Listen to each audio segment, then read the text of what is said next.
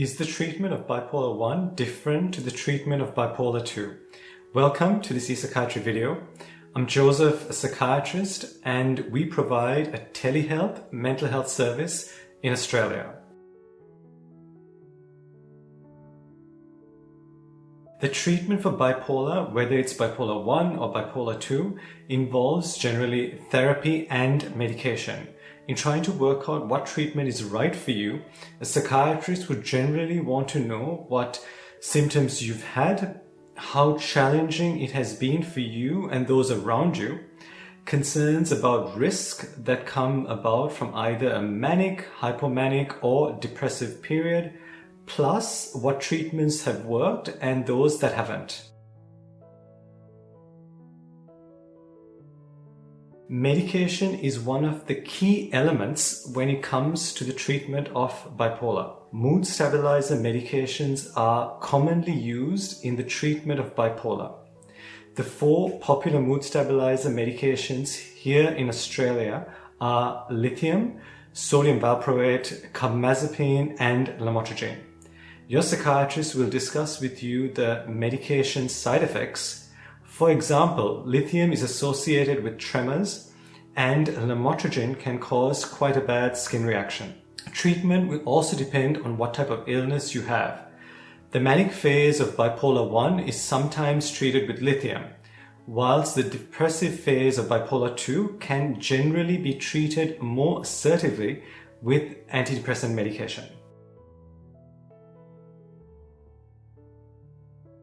Antipsychotic medications such as olanzapine, quetiapine, or risperidone are used sometimes on their own or with a mood stabilizer medication.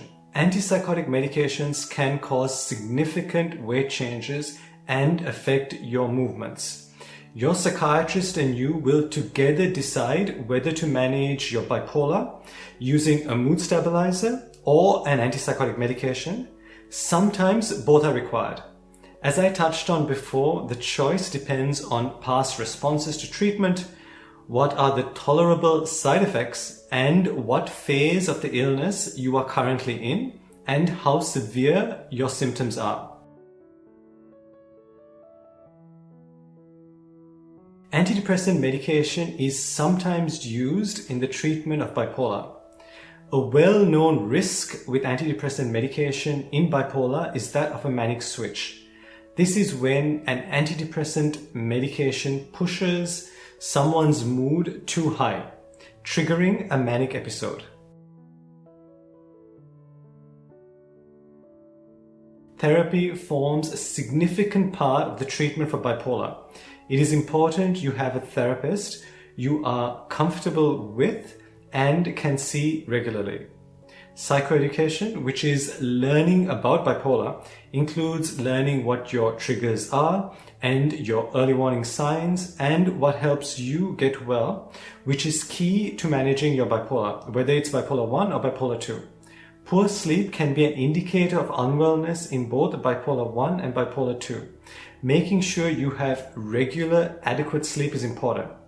Sleep hygiene practices and reviews can be worked into the therapy you receive. There is CBT for bipolar, social rhythm therapy, and family-focused techniques your therapist may use or incorporate into your therapy. Your diagnosis, whether it's bipolar 1 or bipolar 2, is one of many factors your therapist will use to determine what type of therapy or practice to use. Setting or location of care also differs depending on the severity of symptoms and the associated risk. Care for bipolar can be provided in hospital, so both private and public, day programs, through case management, and certain aspects of care provided at a GP clinic. A person with bipolar 2, which is sometimes viewed as a less severe form of the illness, can end up in hospital during the depressive phase of their illness with suicidal thoughts. Similarly, someone with a well-managed bipolar 1 can get the bulk of their treatment safely at their GP clinic.